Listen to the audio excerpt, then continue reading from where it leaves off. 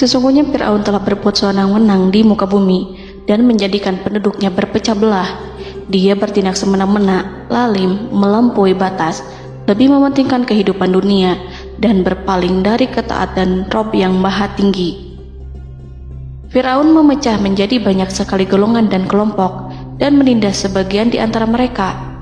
Fir'aun menindas Bani Israel yang berasal dari keturunan Nabi Yakub. Saat itu, mereka adalah penduduk bumi terbaik.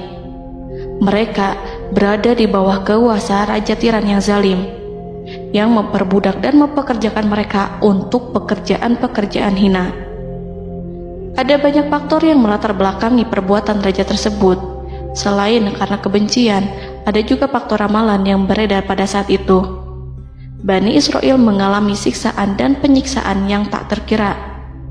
Nabi Musa diutus oleh Allah Subhanahu wa Ta'ala untuk membebaskan Bani Israel dan telah berulang kali memperingatkan Fir'aun agar membebaskan kaumnya. Namun Fir'aun tetap bersikeras dan menolak. Suatu hari Allah Subhanahu wa Ta'ala memerintahkan Nabi Musa untuk kembali kepada Fir'aun dan menunjukkan mukjizat. Di sana Nabi Musa menunjukkan beberapa mukjizat, termasuk mengubah tongkatnya menjadi ular raksasa dan di tangannya mengeluarkan cahaya. Namun Fir'aun tetap ingkar, dan dari situlah awal mula kehancuran Fir'aun dan pengikutnya. Tentang bagaimana detail kisah lengkapnya serta kelanjutan nasib Fir'aun, dari mana awal mula keangkuhan Fir'aun sampai mengakui dirinya sebagai Tuhan, serta dari mana sumber kekayaan Fir'aun yang sampai penasihatnya saja Qorun bisa membangun istana megah, akan dibahas lengkap di sini. Namun sebelum saya melanjutkan kisahnya, dimohon kepada pemirsa untuk menonton video ini sampai selesai, supaya tidak ada kesalahpahaman dalam memahami isi cerita, serta mohon bantu channel ini semakin berkembang dengan cara subscribe dan berikan like serta komen positifnya. Semoga bantuan pemirsa sekalian menjadi amal jariah dan bernilai pahala di sisinya. Bismillahirrahmanirrahim. Fir'aun menguasai seluruh negeri. Seiring dengan makmurnya negeri Mesir, kekuasaan Fir'aun semakin hari semakin bertambah. Fir'aun berkuasa tanpa ada yang berani menentang, dan dia membuat keputusan sesuka hatinya. Bahkan dengan kesombongannya, dia sampai berani mengaku sebagai Tuhan. Gelar Fir'aun Raja Mesir kuno punya pengaruh besar yang diyakini sebagai seorang yang bertanggung jawab untuk melindungi dunia pada saat itu. Fir'aun bukanlah nama seseorang, melainkan sebutan dalam Al-Quran yang merujuk pada seorang Raja Mesir yang sombong, suka menindas, dan sering melampaui batas, yang hidup ketika Nabi Musa alaihi salam bayi sampai dirinya dibinasakan oleh Allah di Laut Merah. Fir'aun merupakan sebuah gelar bagi raja-raja Mesir yang muncul di era New Kingdom. Pendapat Syekh Abdurrahman As-Sadi mengatakan bahwa Fir'aun merupakan gelar yang diberikan kepada raja-raja Mesir, sebagaimana Raja Babil disebut Namrud, Raja Habasyah disebut An-Najasyi, Raja Yaman disebut Al-Qil, atau Raja Persia yang disebut Kisra, penguasa Roma yang dijuluki Kaisar. Sebutan Fir'aun dalam Al-Quran ini menjurus pada Raja Mesir yang hidup pada tahun 1527 sampai 1407 sebelum Masehi. Fir'aun dikhususkan untuk menyebut penguasa Mesir yang membangkang dan tidak beriman kepada Allah Subhanahu wa Ta'ala, sedangkan yang beriman kepadanya dikenal dengan nama Malik, yang saat itu hidup di zaman Nabi Yusuf alaihi salam. Sebagian ahli sejarah mengatakan bahwa penguasa Mesir pada masa Nabi Yusuf disebut Al-Malik atau Raja, tidak disebut Fir'aun, karena kedua penguasa ini berbeda asal daerahnya. Penguasa Mesir pada masa Nabi Yusuf berasal dari Mesir pesisir, sehingga mudah untuk menerima perubahan. Sedangkan Fir'aun pada masa Nabi Musa berasal dari pedalaman Mesir yang mempunyai watak dan karakter keras serta kolot, dan tidak mudah menerima orang-orang di luar kalangan mereka. Dari keterangan di atas dipahami kenapa penguasa Raja Mesir pada masa Nabi Yusuf percaya kepada Nabi Yusuf dan mengikuti agama Nabi Yusuf, yaitu Islam. kemudian diikuti oleh rakyatnya. Sebagian ahli sejarah menyamakan Fir'aun dengan Mas'ab ibnu Royan. Ada pula yang menyatakan bahwa Fir'aun anaknya Walid ibnu Mas'ab ibnu Royan dari salah satu kaum Ad. Para Fir'aun Mesir kuno memperoleh kekayaan dan membangun kerajaan mereka yang megah melalui berbagai sumber. Beberapa sumber utama kekayaan dan pembangunan kerajaan Fir'aun adalah sumber daya alam. Mesir kuno diberkati dengan sumber daya alam yang melimpah, termasuk emas, tembaga, dan batu mulia yang ditambang dari wilayah gurun dan lembah. Sungai Nil juga menyediakan tanah yang subur untuk pertanian yang menjadi dasar ekonomi Mesir kuno. Air yang sangat penting ini memungkinkan kota-kota tumbuh di tengah gurun. Lonjakan air dan nutrisi itu mengubah lembah Nil menjadi tanah pertanian yang produktif. Menurut Organisasi Pangan dan Pertanian PBB, petani Mesir kuno adalah salah satu kelompok pertama yang melakukan pertanian dalam skala besar, menanam tanaman makanan seperti gandum, serta tanaman industri seperti rami untuk membuat pakaian. Sungai Nil mengalir ke utara sejauh 4.160 mil dari timur tengah Afrika ke Laut Tengah, yang memberikan Mesir kuno tanah subur dan air untuk irigasi. Untuk memaksimalkan pemanfaatan air Sungai Nil, petani Mesir kuno mengembangkan sistem irigasi cekungan. Mereka membangun jaringan tanggul berbahan tanah untuk membentuk cekungan. Kemudian mereka menggali saluran untuk mengarahkan air banjir ke dalam cekungan, di mana air akan menggenang selama sebulan hingga tanah jenuh dan siap untuk ditanami. Selain itu, Sungai Nil dapat dimanfaatkan untuk mengangkut material proyek-proyek konstruksi. Untuk mendapatkan manfaat dari Sungai Nil, orang yang tinggal di tepi sungainya harus mencari cara mengatasi banjir tahunan sungai ini. Untuk memprediksi apakah mereka akan menghadapi banjir yang bisa mengakibatkan panen buruk, orang Mesir kuno membangun nilometer atau pilar batu dengan tanda menunjukkan tingkat air. Mereka mengembangkan keterampilan dan teknologi baru dari pertanian hingga pembuatan perahu dan kapal. Sungai Nil juga merupakan rute transportasi penting karena memainkan peran sentral dalam peradaban Mesir kuno. Orang Mesir menjadi ahli dalam membangun perahu dan kapal untuk mengangkut berbagai barang, termasuk ternak, sayuran, ikan, roti, dan kayu. Mesir kuno memiliki perdagangan yang berkembang dengan wilayah Afrika Timur dan Tengah serta Mediterania Timur. Perdagangan ini tidak hanya mencakup barang-barang mewah, tetapi juga bahan pangan dan bahan baku. Fir'aun juga memiliki semua tanah di Mesir dan mengumpulkan pajak dari rakyatnya. Raja Fir'aun juga memperlakukan rakyat dengan kejam tanpa belas kasihan. Ia memeras pajak yang tinggi dan menjadikan kaum Bani Israel sebagai budak kerajaan. Mereka juga menerima upeti dari negara-negara yang dikalahkan atau ingin menjaga hubungan baik dengan Mesir. Bahkan Fir'aun juga memiliki proyek konstruksi untuk membangun struktur megah seperti piramida, kuil, dan monumen yang tidak hanya menunjukkan kekuasaan dan kekayaan mereka, tetapi juga berfungsi sebagai pusat administrasi dan agama. Proyek-proyek ini seringkali menggunakan tenaga kerja dari rakyat yang bekerja selama musim banjir. Kekayaan dan kerajaan megah Fir'aun merupakan hasil dari pengelolaan sumber daya yang efisien, eksploitasi sumber daya alam, dan kebijakan ekonomi yang cerdas. Ini semua mencerminkan kemajuan teknologi, organisasi sosial, dan kekuatan politik Mesir kuno. Kekayaan para Fir'aun Mesir kuno memang sangat luar biasa dan telah menjadi topik penelitian dan kekaguman selama berabad-abad. Fir'aun juga dikenal karena kehidupan mewah mereka.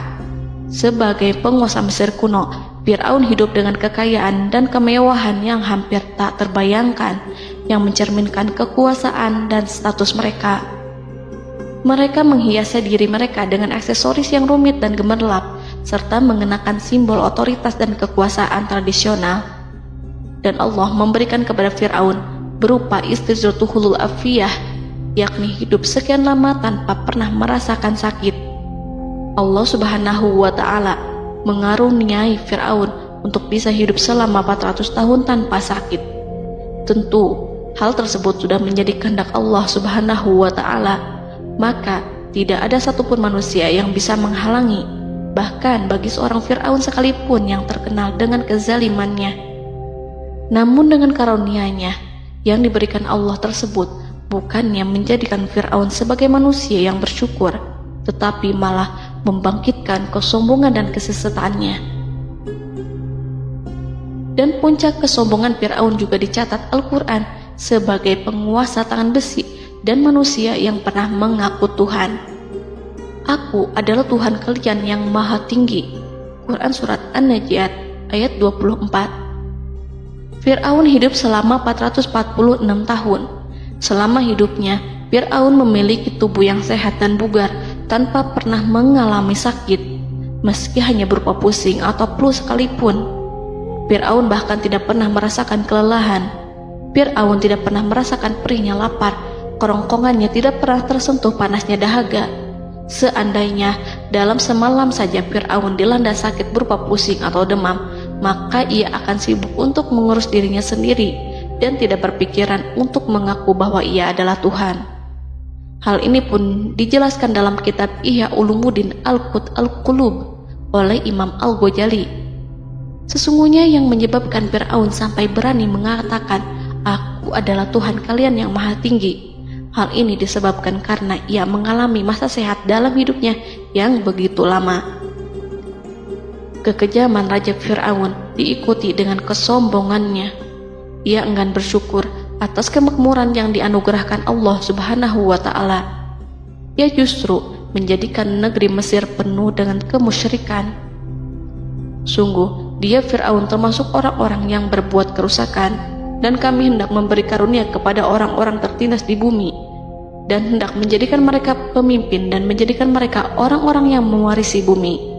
Dan kami teguhkan kedudukan mereka di bumi, dan kami perlihatkan kepada Fir'aun dan Haman bersama bala tentaranya apa yang selalu mereka takutkan dari mereka. Surat Al-Qasas ayat 1-6. Haman yang merupakan penasihat dan sekaligus pelaksana proyek pembangunan menara untuk Fir'aun yang ikut berkontribusi dalam kesesatan Fir'aun, dan dia juga yang menjadi aktor utama atas kezaliman Fir'aun yang nantinya memberikan nasihat kepada Fir'aun dan mendorongnya untuk menolak ajaran Nabi Musa alaihi salam. Faktor yang mendorong Fir'aun melakukan tindakan keji ini adalah Bani Israel yang mempelajari suatu hal yang mereka riwayatkan dari Ibrahim, bahwa suatu saat nanti akan lahir seorang anak Bani Israel yang akan menghancurkan kekuasaan Raja Mesir. Berita gembira ini terjadi saat insiden antara Sarah, istri Nabi Ibrahim alaihissalam, dengan Raja Mesir yang saat itu berniat jahat terhadap Sarah. Namun Allah menjaganya. Berita gembira ini santer terdengar di antara Bani Israel.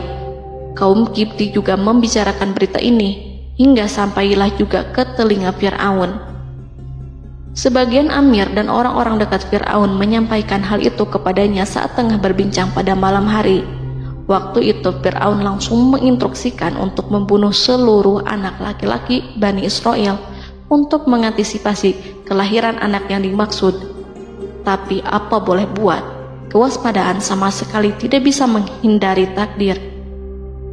Suatu ketika Fir'aun bermimpi seakan-akan api datang dari arah Baitul Maqdis lalu membakar semua rumah Mesir dan seluruh kaum Kipti. Namun api tersebut tidak membahayakan Bani Israel. Saat bangun, Fir'aun merasa takut oleh mimpi itu. Ia kemudian mengumpulkan seluruh paranormal dan tukang sihir. Fir'aun bertanya kepada mereka terkait mimpi itu. Mereka berkata, akan lahir seorang bayi laki-laki dari kalangan Bani Israel yang akan menghancurkan penduduk Mesir. Sebab itulah Fir'aun memerintahkan untuk membunuh anak laki-laki dan membiarkan hidup anak perempuan. Fir'aun sangat mewaspadai agar Musa tidak lahir, hingga menunjuk sejumlah laki-laki dan dukun beranak berpatroli memeriksa para wanita hamil dan mendata waktu kelahiran mereka. Jika ada yang melahirkan anak laki-laki, si bayi langsung disembelih oleh para algojo seketika itu juga. Allah berfirman, kami mengilhamkan kepada ibu Musa, susuilah dia Musa, jika engkau khawatir atas keselamatannya, hanyutkanlah dia ke sungai Nil dalam sebuah peti yang mengapung. Janganlah engkau takut dan janganlah pula bersedih. Sesungguhnya kami pastikan mengembalikan kepadamu dan menjadikan sebagai salah seorang rasul. Surat Al-Qasas ayat 7.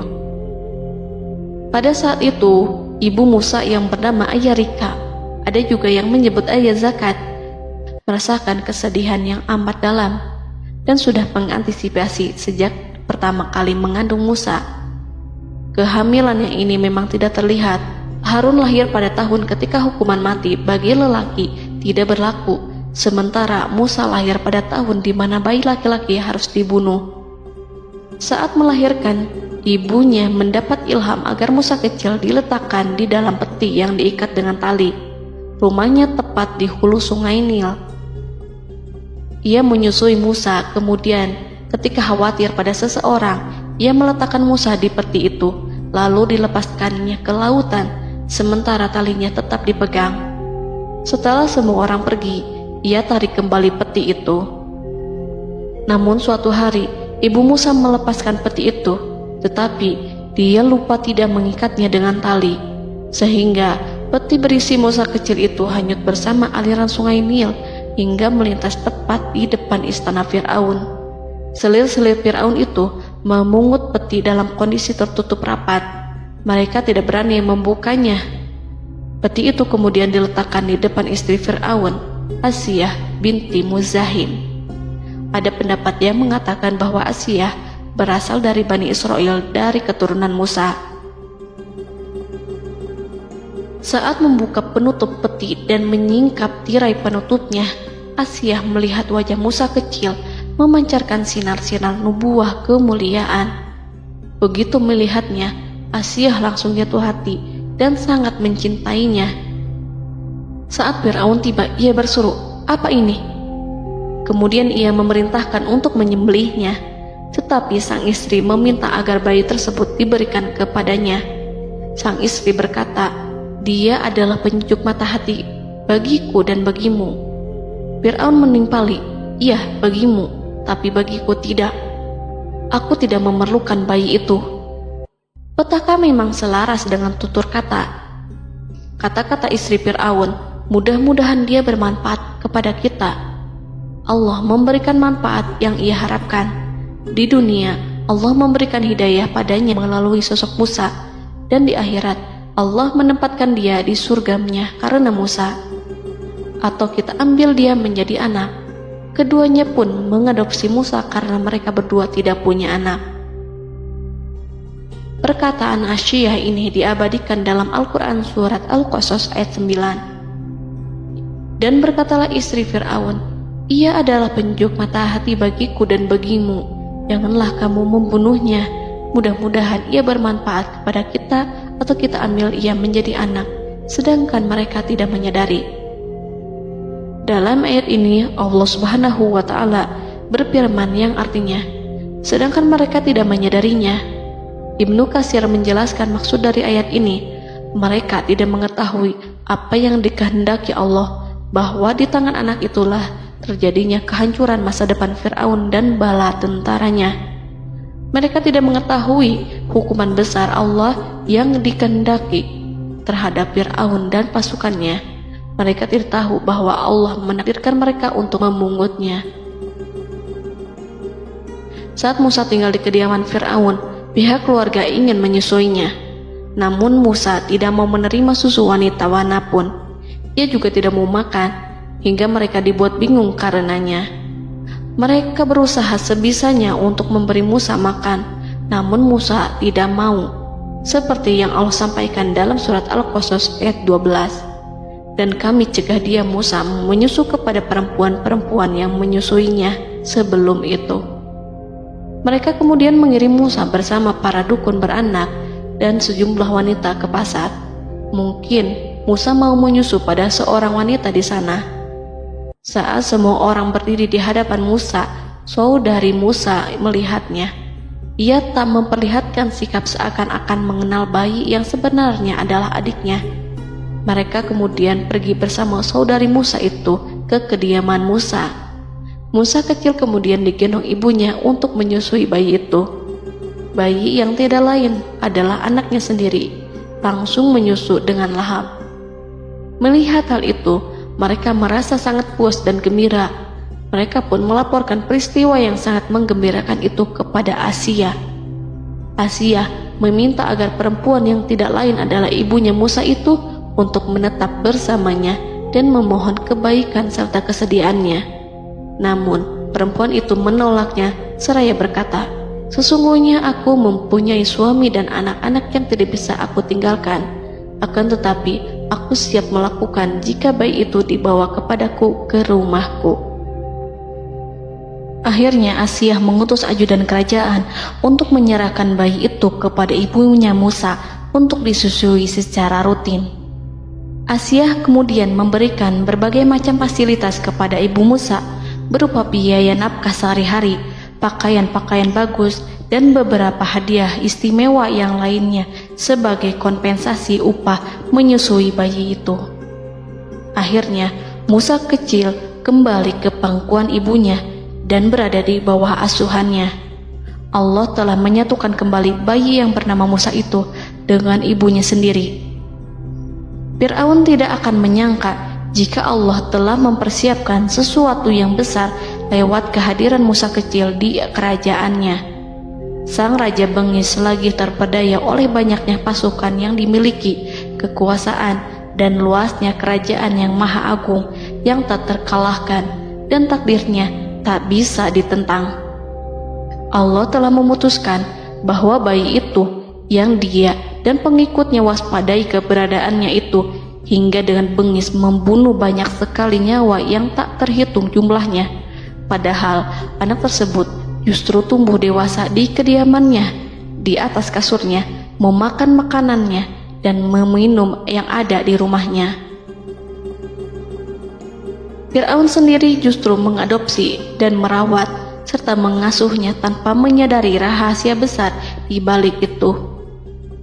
Anak itu yang membuatnya binasa di dunia dan akhirat karena menentang kebenaran yang nyata yang ia sampaikan kepadanya. Nabi Musa tumbuh dan hidup sebagai salah seorang dari keluarga kerajaan hingga mencapai usia dewasanya, di mana ia memperoleh asuhan dan pendidikan sesuai dengan tradisi istana. Allah Subhanahu wa Ta'ala mengaruniakannya hikmah dan pengetahuan sebagai persiapan tugas kenabian dan risalah yang diwahyukan kepadanya. Musa tumbuh menjadi seorang pemuda yang mempunyai fisik dan akhlak yang kuat. Allah anugerahkan kepada Musa kesempurnaan tubuh dan kekuatan jasmani. Musa juga menyadari bahwa dia hanyalah anak angkat, tidak setetes pun darah Fir'aun mengalir padanya, dan bahwa ia keturunan Bani Israel yang ditindas dan diperlakukan sewenang-wenang oleh Fir'aun dan kaumnya. Maka dia berjanji kepada dirinya sendiri akan menjadi pembela bagi kaum-kaum yang lemah yang tertindas. Kekuatan fisik Nabi Musa memang tidak bisa diragukan. Itu terbukti pada saat Nabi Musa mampu mengangkat batu penutup sumur seorang diri, padahal batu itu hanya bisa diangkat oleh 10 orang laki-laki. Peristiwa kedua saat perkelahian antara Bani Israel dan orang Kipti atau kaumnya Fir'aun, suku asli Mesir.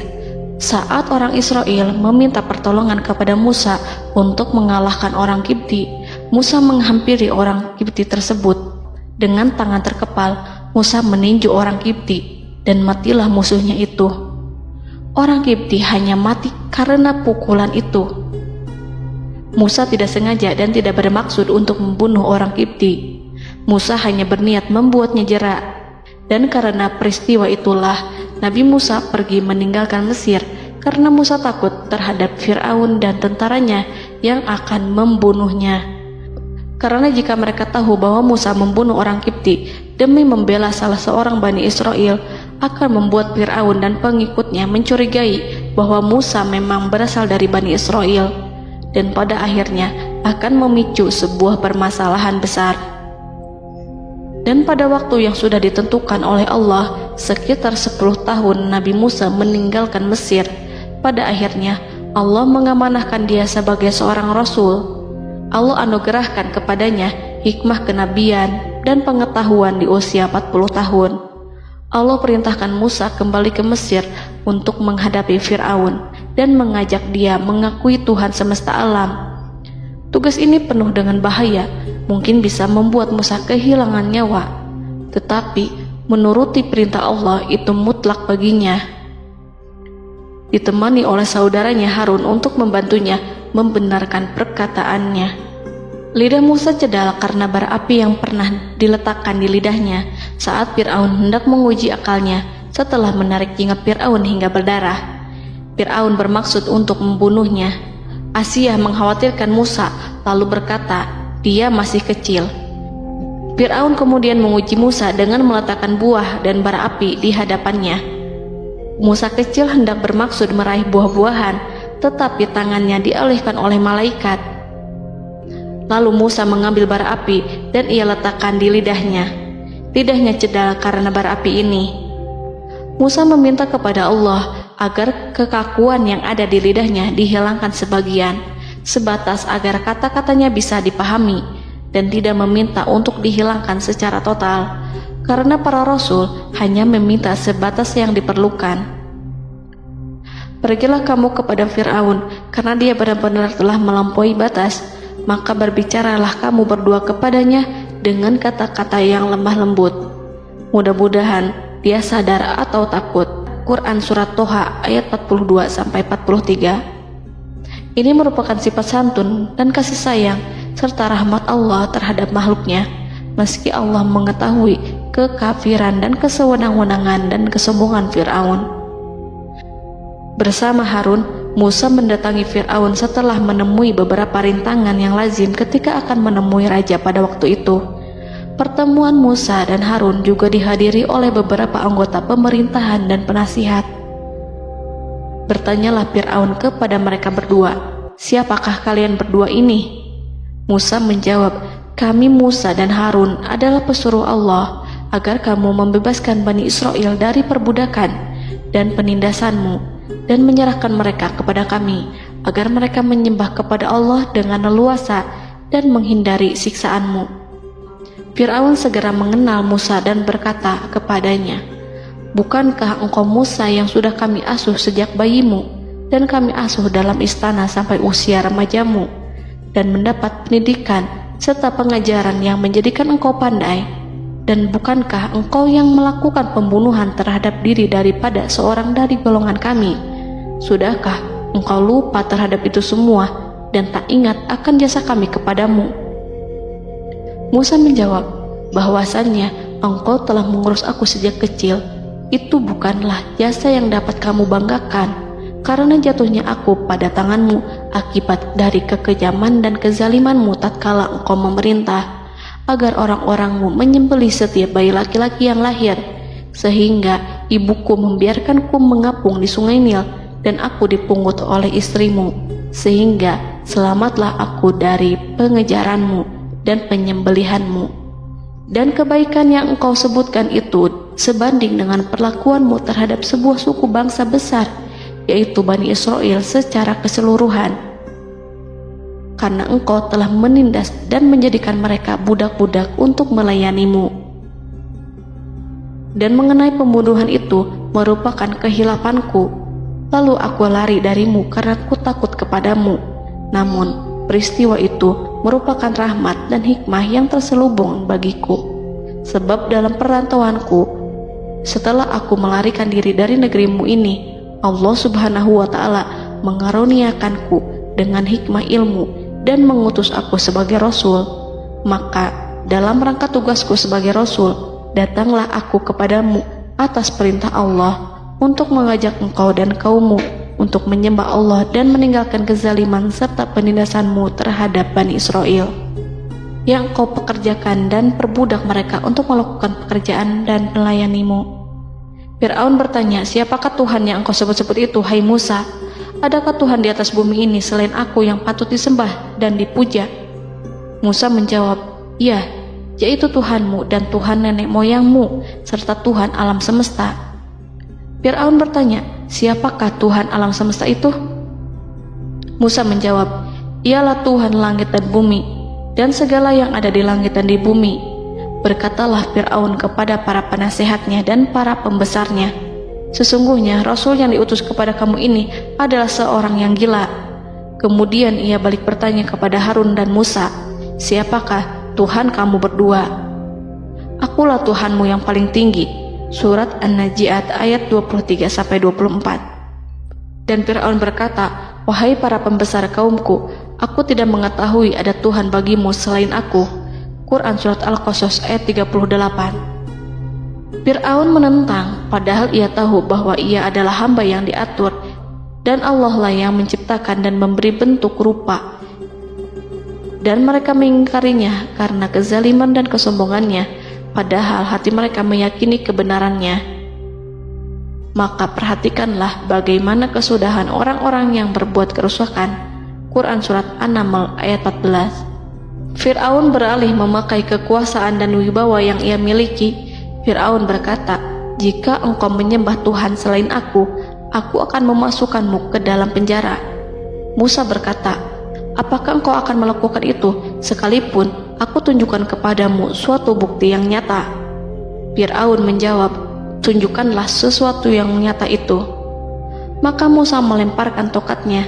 Tiba-tiba tongkat itu menjadi ular besar, dan Musa mengeluarkan tangan dari dalam bajunya. Tiba-tiba tangan itu menjadi putih bercahaya. Saking ketakutannya hingga membuat Fir'aun terkena diare. Dalam sehari lebih dari 40 kali buang air. Namun Fir'aun sebagai raja yang mengaku Tuhan tentu tidak akan begitu saja menyerah kepada Musa, walaupun telah diperlihatkan 2 mukjizat. Bahkan Fir'aun berkata kepada kaumnya yang dikhawatirkan terpengaruh oleh mukjizat Musa, bahwa apa yang dilakukan Musa merupakan sihir, dan Musa Harun adalah ahli sihir yang datang dengan maksud menguasai Mesir. Salah satu penasehatnya, yaitu Haman, mengusulkan agar mengumpulkan semua ahli sihir dari berbagai penjuru kerajaan untuk bertanding mematahkan sihir Musa, yang tanpa pikir panjang Fir'aun setujui. Fir'aun pun berkata kepada Musa, apa yang kau bawa ini adalah sihir. Kami akan melawanmu dengan sihir yang sama. Fir'aun pun kemudian meminta Musa untuk bertemu pada waktu dan tempat yang disepakati, dan langsung disetujui Nabi Musa tanpa ragu sedikit pun. Inilah salah satu tujuan terbesar Musa untuk memperlihatkan ayat-ayat hujah dan bukti-bukti nyata Allah di hadapan halayak ramai. Dengan berbekal pertolongan Allah, Musa yakin akan menang melawan para ahli sihir itu. Maka pada waktu yang sudah ditetapkan, yakni pada permulaan hari, saat cahaya matahari mulai terik menyengat, sehingga kebenaran akan terlihat terlebih jelas dan nyata, orang-orang berbondong-bondong menuju tempat yang sudah ditentukan untuk melihat pertandingan sihir yang sudah dihadiri ribuan tukang sihir. Menurut Muhammad bin Ka'ab, mereka berjumlah 80.000 ahli sihir. Mereka sudah dinyajikan hadiah dan uang yang besar jika berhasil mengalahkan Musa. Para penyihir istana berkata, wahai Musa, apakah engkau yang mau lebih dahulu ataukah kami?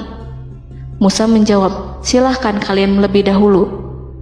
Maka ketika tali-tali dan tongkat-tongkat ahli sihir dilemparkan, tiba-tiba berubah menjadi seakan-akan ia merayap cepat karena sihir mereka.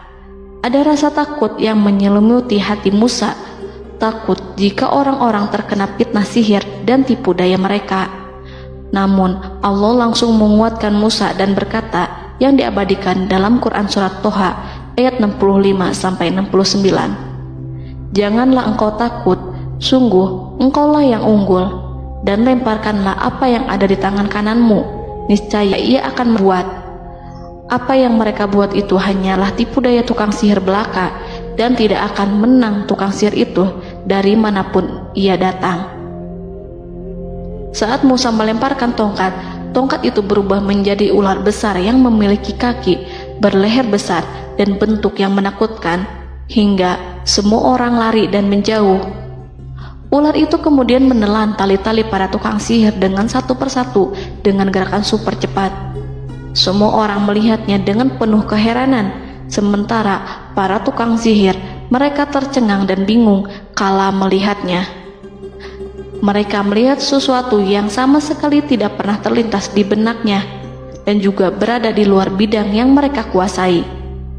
Saat itulah mereka tahu pasti bahwa yang mereka lihat itu bukanlah sihir, sulap, khayalan ilusi ataupun kebohongan semata, tetapi sebuah kebenaran yang hanya bisa dilakukan oleh Yang Maha Benar, yang mengutus mukjizat tersebut dengan benar. Allah menyingkap tabir kelalaian dari hati mereka, menyinarinya dengan petunjuk yang Ia ciptakan dan menyingkirkan gumpalan keras di hatinya. Mereka segera bertaubat dan tunduk sujud kepadanya. Dengan lantang mereka mengatakan kepada semua yang hadir tanpa memperdulikan hukuman ataupun siksaan apapun, "Kami beriman kepada Rob seluruh alam, yaitu Tuhannya Musa dan Harun." Fir'aun yang congkak dan sombong tentu sangat marah dengan apa yang disaksikannya itu. Ketika melihat ahli-ahli sihirnya begitu cepat menyerah dan mengakui kekalahan kepada Musa, bahkan menyatakan beriman kepada Tuhan Musa dan Harun. Tindakan itu dianggapnya sebagai pelanggaran terhadap kekuasaannya dan penentangan terhadap ketuhanannya dan merupakan tamparan bagi kewibawaannya. Fir'aun berkata kepada mereka, "Apakah kalian telah beriman kepada Musa sebelum aku memberi izin? Kenapa kalian tidak terlebih dahulu bermusyawarah kepadaku sebelum melakukan tindakan keji di hadapan rakyatku ini? Dia itu pemimpinmu yang mengajarkanmu sihir, dan bukankah ini adalah persengkongkolanmu terhadapku? Musa dapat mengalahkan kamu sebab ia mungkin merupakan guru dan pembesar yang mengajari sihir kepadamu, dan kamu telah mengaturnya, dan sandiwaramu ini tak akan kubiarkan. Akan kupotong tangan dan kakimu secara bersilang, dan sungguh aku akan salib kamu pada pangkal pohon kurma sebagai balasan dan hukuman atas pengkhianatanmu ini." Walaupun melihat langsung kebenarannya, Fir'aun tetap tidak percaya. Dia tidak suka keyakinan para penyihir terhadap Musa. Para penyihir itu yang telah mengakui keimanan mereka kepada Allah tak merasa gentar ataupun takut, karena ketika para tukang sihir itu sujud, mereka melihat rumah dan istana-istana di surga yang telah dipersiapkan untuk mereka. Semuanya dirias untuk menyambut kedatangan mereka. Karena itu, mereka tidak peduli dengan ancaman Fir'aun. Setelah peristiwa kekalahan penyihir Fir'aun dengan mukjizat Nabi Musa itu, Fir'aun serta penasihat dan para pembesarnya, termasuk Haman, merencanakan penindasan yang lebih kejam untuk kaum Bani Israel dan merencanakan pembunuhan terhadap Nabi Musa. Fir'aun khawatir jika gerakan Musa tidak dipatahkan akan mengancam kerajaan dan kewibawaannya yang mengaku sebagai Tuhan.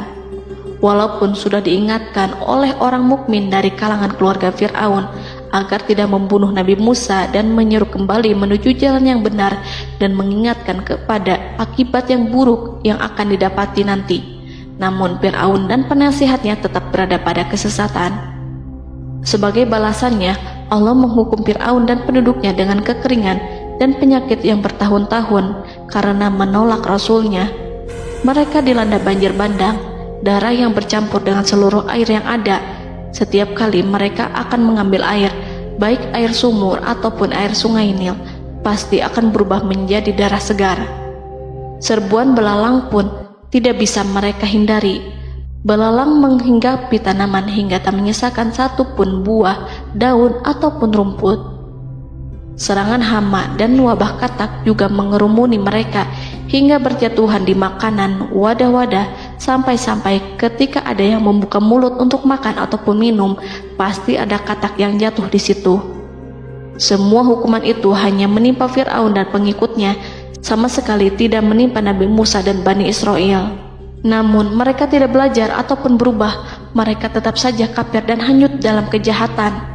Setiap kali Allah timpakan hukuman kepada Fir'aun dan pengikutnya, mereka bersumpah dan berjanji kepada Musa untuk beriman. Namun ketika hukuman itu dihilangkan, mereka ingkar janji berpaling dan kembali kepada keburukan seperti sedia kala. Dari semua penderitaan ini, Allah perintahkan Musa membawa pengikutnya keluar dari Mesir, memulai perjalanan berbahaya antara hidup dan mati. Setelah mengetahui keberangkatan Nabi Musa dan Bani Israel, Fir'aun bersama tentaranya bergerak untuk membantai mereka. Dengan pasukan besar yang berjumlah lebih dari 1.600.000 personil, ditambah 100.000 ekor kuda berwarna hitam legam, Fir'aun berhasil mengejar rombongan Nabi Musa yang saat itu berjumlah 600.000 prajurit di pantai Laut Merah saat matahari terbit. Pasukan Fir'aun mengepung mereka dari semua arah. Di belakang mereka ada tentara Fir'aun yang kejam, sementara di hadapan mereka Laut Merah yang membentang luas. Kala situasi kian genting dan Fir'aun beserta seluruh pasukannya mendekat dengan kesungguhan hati, diperkuat dan persenjataan, juga dengan amarah dan kedengkian, penglihatan tidak menetap mengarah ke suatu tujuan, dan hati naik menyesak sampai ke tenggorokan. Saat itulah Yang Maha Penyantun lagi kuasa, Rob Arsy yang mulia, mewahyukan kepada Musa, "Pukullah laut itu dengan tongkatmu." Maka tatkala Musa memukulkan tongkatnya ke lautan, laut itu pun terbelah. Air lautan berdiri tegak laksana gunung yang terbelah oleh kuasa yang maha agung, yang bersumber dari zat yang mengatakan kepada sesuatu, "Jadilah," maka jadilah sesuatu itu. Allah memerintahkan angin barat untuk menyapu kerikil-kerikil hitam lautan, hingga dasar lautan berubah menjadi tanah yang kering, yang tidak melekat pada kaki-kaki kuda dan hewan. Allah memerintahkan Musa untuk melintas bersama kaumnya. Mereka segera turun melintas dengan senang. Mereka menyaksikan sebuah hal yang membuat mata tercengang dan memberikan petunjuk pada hati orang-orang yang mukmin. Setelah Musa bersama kaumnya melintas secara keseluruhan dan keluar dari lautan, saat itulah pasukan garis depan Fir'aun baru masuk. Saat itu Musa bermaksud memukulkan tongkat ke lautan agar kondisi laut kembali seperti sedia kala, agar Fir'aun dan pasukannya tidak bisa mengejar. Tapi Allah yang Maha Kuasa dan pemilik keluhuran memerintahkan agar lautan tetap dibiarkan seperti itu, seperti yang ia firmankan. Saat Musa membiarkan lautan dalam kondisi terbelah dan Fir'aun tiba di tepi pantai, ia melihat sesuatu yang dahsyat. Kondisi ini membuatnya tercengang, dan ia tahu betul bahwa apa yang dilihatnya adalah pekerjaan Rob Arsy yang mulia, seperti halnya mukjizat lain yang pernah ia lihat sebelumnya. Fir'aun berhenti dan tidak maju. Ia menyesal karena mengejar Bani Israel dalam situasi seperti ini, di saat penyesalan tiada lagi membawa guna. Namun Fir'aun memperlihatkan sikap tangguh dan kuat di hadapan para pasukannya dan memperlakukan mereka layaknya musuh. Jiwa kafir dan watak Fir'aun mendorong dirinya mengatakan kepada kaum yang ia perdaya hingga patuh dan mengikuti kebatilannya, "Lihatlah bagaimana lautan ini terbelah agar aku bisa mengejar budak-budakku yang melarikan diri dari kekuasaanku, menyimpang dari ketaatanku dan meninggalkan negeriku." Fir'aun bersembunyi di barisan belakang dengan harapan ia bisa selamat, tapi mustahil ia bisa selamat. Fir'aun terlihat maju mundur. Dan pada kesempatan itu, Jibril menampakkan diri dalam wujud seorang penunggang kuda perawan, lalu melintas di hadapan kuda jantan yang ditunggangi oleh Fir'aun. Kuda yang ditunggangi Fir'aun meringik menghampiri kuda yang ditunggangi Jibril. Fir'aun kemudian masuk ke dalam lautan hingga mendahului kuda dengan tangkas dan cepat. Fir'aun tidak menghindari mara bahaya dari dirinya ataupun mendatangkan manfaat. Mereka segera menyusul hingga semuanya berada di lautan. Setelah bagian depan hendak mencapai tepi, Allah memerintahkan Musa melalui wahyu untuk memukul lautan dengan tongkat. Musa memukul lautan dengan tongkat. Lautan kembali menyatu seperti sedia kala dan menenggelamkan mereka semua. Tak seorang pun yang selamat. Allah menggambarkan tentang bagaimana Fir'aun didengkot orang-orang kafir Kipti tenggelam. Gelombang besar sesekali turun dan sesekali naik membawa Fir'aun. Bani Israel melihatnya dan juga pasukannya, seperti apa siksa dan petaka besar yang Allah timpakan kepadanya dan juga pasukannya, agar Bani Israel senang dan lega. Saat Fir'aun menyaksikan kematian dan mulai sakarat, ia kembali kepada jalan kebenaran dan bertaubat, serta beriman pada saat keimanan tiada lagi membawa guna. Seperti yang Allah sampaikan dalam ayat yang lain, sesungguhnya orang-orang yang dipastikan mendapat ketetapan Rabb-Mu tidaklah akan beriman meskipun mereka mendapat tanda-tanda kebesaran Allah hingga mereka menyaksikan azab yang pedih. Quran Surat Yunus ayat 96-97. Seperti itulah Musa mendoakan keburukan pada Fir'aun dan golongannya agar harta benda mereka dibinasakan, hati mereka diikat sehingga mereka tidak akan beriman hingga melihat siksaan yang pedih, yaitu ketika keimanan tidak ada lagi membawa guna bagi mereka, sekaligus sebagai penyesalan bagi mereka. Allah berfirman kepada Musa dan Harun saat keduanya mengucapkan doa tersebut, sungguh telah diperkenankan permohonan kamu berdua. Quran Surat Yunus ayat 89. Siksaan yang ditimpakan kepada Fir'aun dan pasukannya ini merupakan jawaban atas doa Musa dan saudaranya Harun. Dalam hadis riwayat Imam Ahmad, Rasulullah Shallallahu Alaihi Wasallam bersabda, saat Fir'aun berkata, "Aku percaya bahwa tidak ada Tuhan melainkan Rabb yang dipercaya Bani Israel," Jibril berkata kepadaku, "Wahai Muhammad, andai kau melihatku saat mengambil pasir lautan, lalu aku sumpalkan ke mulutnya karena khawatir jika rahmat menghampirinya." Ibnu Abbas dan lainnya mengatakan, sebagian Bani Israel meragukan kematian Fir'aun, bahkan ada yang menyatakan bahwa Fir'aun tidak mati. Allah kemudian memerintahkan lautan untuk mengapungkan jasad Fir'aun.